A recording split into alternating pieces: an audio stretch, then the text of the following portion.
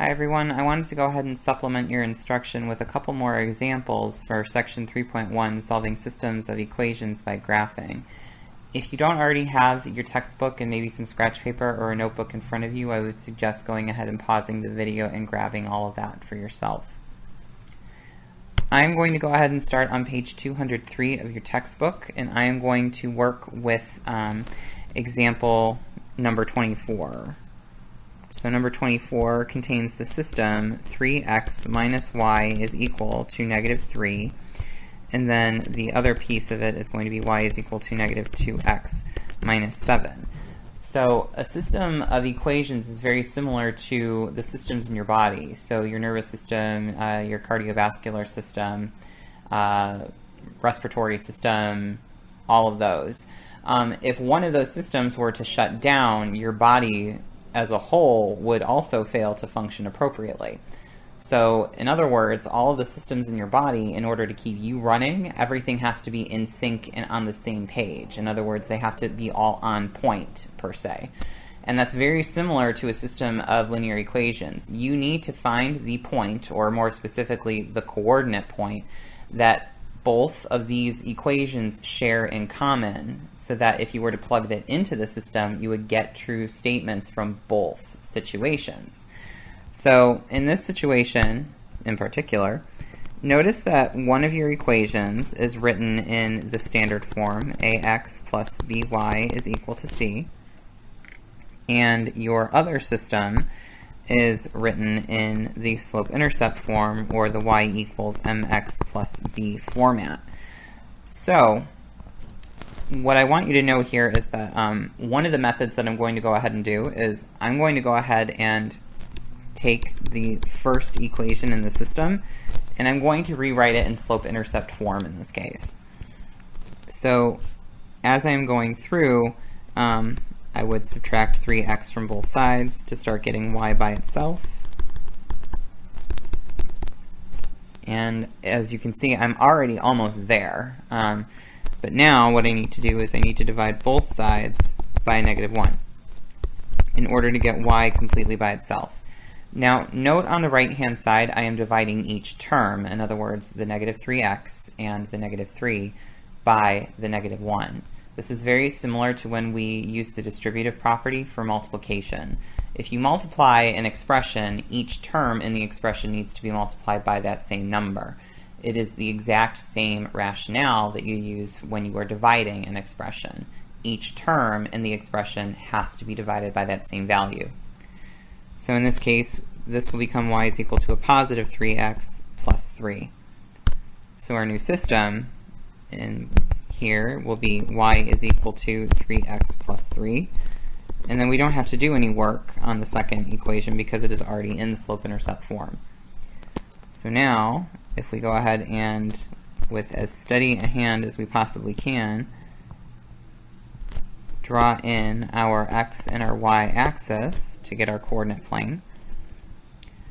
And then I'm going to attempt to evenly space these tick marks to the best of my ability. If you have access to graph paper, I would suggest grabbing that or maybe printing some off. You can always Google graph paper and you'll probably find an image relatively quickly.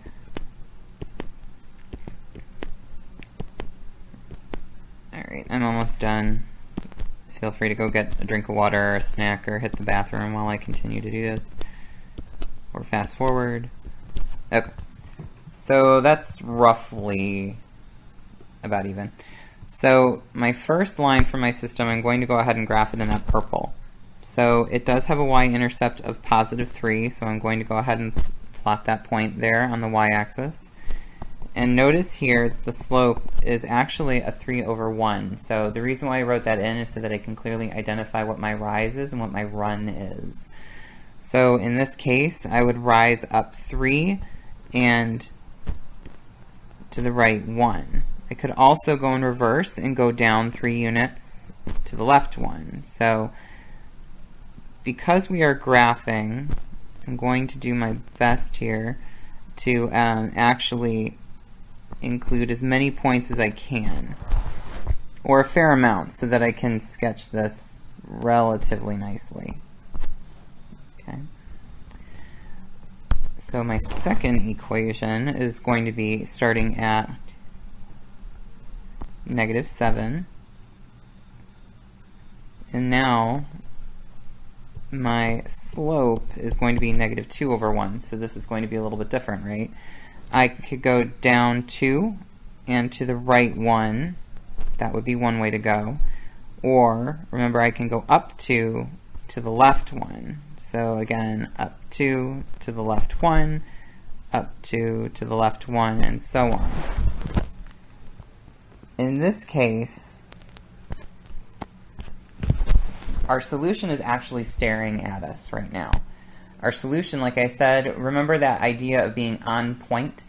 Both of these points, or both of these lines, have to share a point in common in order for it to work. So if you notice, it looks like the point that we have here, which is -2, -3, is the solution to the system of linear equations. So I'm going to go ahead and prove this to you by doing a check. So going back to our system, if we did 3 times -2, because we're saying that's what our x value is, minus a -3, because that's what we're saying our y value is, we should come out that it will equal -3. So if we do this, this becomes -6 plus 3 is equal to -3, or -3 is equal to -3. Okay, that part of the system does work, but you do need to check both in order to be sure. So now we will go ahead and plug in -3 for y, and do -2 times -2 minus 7. -3 is equal to 4, minus 7, -3 is equal to -3. So this is proof that this point, -2, -3, is our solution to the system of equations. So now I want to go ahead and take a look at a more challenging one with you. Get that out of the way. Okay. So sometimes we will come across systems of equations that have fractions attached to them. So I'm going to go ahead and take a look at number 31 on page 203 in your textbook. So this is 1/3 x minus 7/6 y is equal to 1/2. And the other system is 1/5 y is equal to 1/3 x plus 7/15. So if you notice, you're probably thinking this has a lot of fractions in it. This looks like it's going to take a long time in order to clean up. I probably just don't want to do this problem. I want to walk away, or I want to run and hide, or assume the fetal position in a dark corner and not do it. So I'm actually going to offer you a trick here. So let's go ahead and take a look at the first equation. So we have 1/3 x minus 7/6 y is equal to 1/2. And what I want you to focus on is going to be the denominators here. Notice that one has a denominator of 3, the other one a denominator of 6, and the third one a denominator of 2. Take a moment and think about the connection between those three values. If you were thinking, well, 2 times 3 is 6, that's a good place to start thinking. So actually what I'm going to go ahead and do is I'm going to multiply this whole expression by 6, and here is y. So again, kind of talking about that distributive property, I'm going to distribute a 6 to both the right and left-hand sides. This is going to give me 6/1 times 1/3 x minus 6/1 times 7/6 y is equal to 6/1 times 1/2. And look at what is about to happen. This is, I think, kind of cool. So we can cross-cancel each of these terms. And now we can say, okay, well, what does this leave me? Well, I have 2x for the first term minus 7y for the second term is equal to 3 for the third term. I have not changed this equation inherently. I've just changed its exterior. Now I've brought it back to something more familiar, so I can feel more comfortable working through it.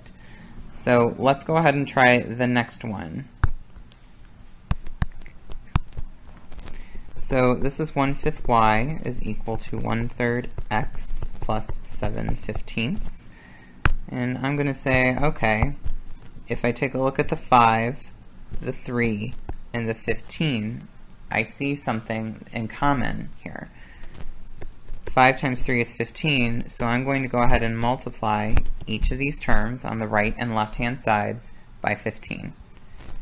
This gives me 15 over 1 times 1/5 y is equal to 15 over 1 times 1/3 x plus 15 over 1 times 7/15.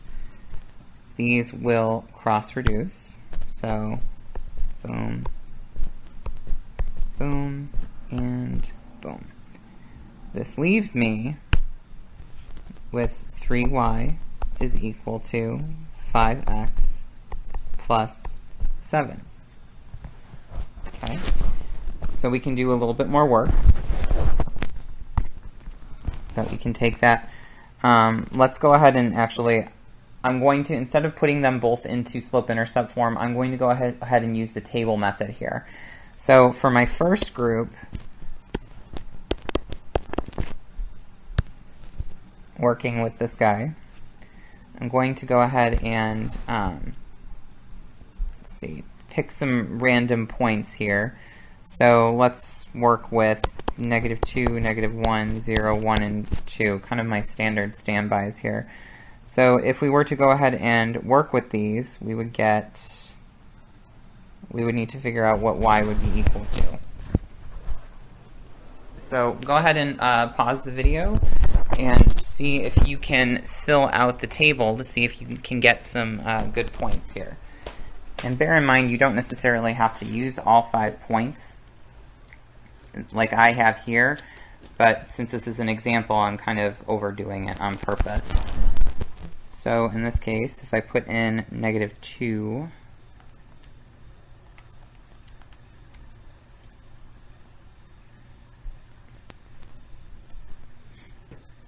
we would get, let's see here, -1. If we put -1 in, then we would get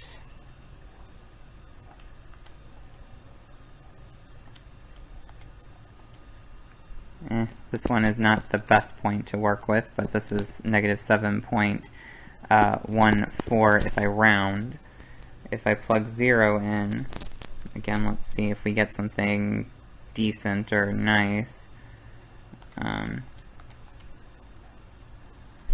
we get -0.429. If we put 1 in,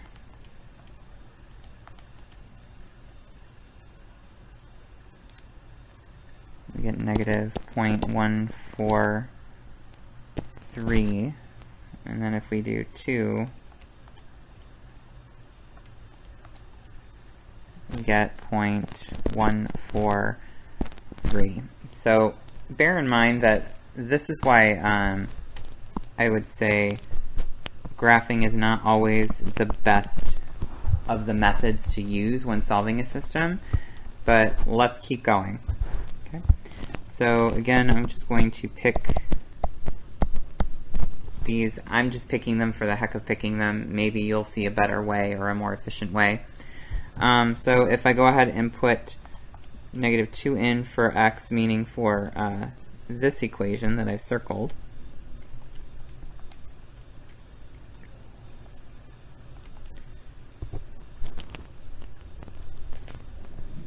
I get, let's see here,